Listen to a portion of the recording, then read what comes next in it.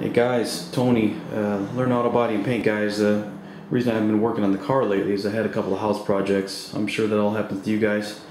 The first one is I was redoing the guest bathroom, so I did all this tile and stuff, toilet and all that, moved everything. I did all the tiles myself, so that was cool. But the second thing, the bigger thing that happened is we just moved into our new place maybe 8 months ago, and one of the things that I didn't notice was going on was the springs on the garage door up there are the garage door stamped, I think, 1996, so those springs were 21 years old. So as you can see, here's my project that I'm want to be working on. But the garage door spring, where is it? Right up here.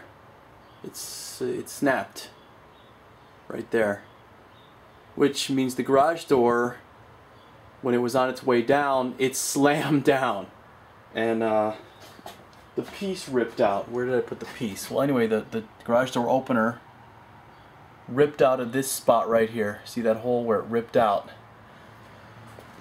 So I was just working on that piece over here. I don't even know where I put the piece now. Oh, here it is. Here's the piece. In order to get the car out and spray, and you know, I gotta be able to open the garage door, right? So now I gotta weld this piece back in, which it's nice that I'm a car guy, right? Because I got the tools I need to do this. This looks like 14 gauge steel. I did all the paint removal, so I can clamp it in, do a couple of tack welds, and then run a bead, and the weld should be stronger than the metal was to begin with. After that, I can get the genie back screwed onto here, and the new springs are coming tomorrow. It was 70 bucks for the pair. Anyway, this is what happens, right?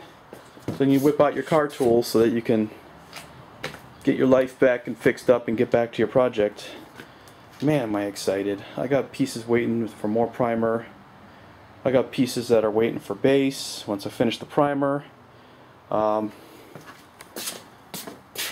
deck lid is all ready to go. The bottom is prepped. I just got a couple of spots. I think I got a spot right here that needed a little skim, and then I had a spot right over there. See where I used the wire brush and I ground down, and I found a spot of filler that wasn't correct, so I got to fill that in and make that clean. So this is Joe B in the garage where the Mach 1 is stuck right now because of this broken spring. I'm gonna weld it up, and tomorrow the springs, I'll install the new springs and we'll get back to working. Alright, see you soon. Here it is with the welds. The garage door's been welded. I used a clamp to hold this up out of the way so that I could run a weld all along here. I ran one down, I ran one across here, and I patched a little bit on this side. And then I just ground it down enough so that I could fit the bracket on. I'm not going to wheel it or clean it.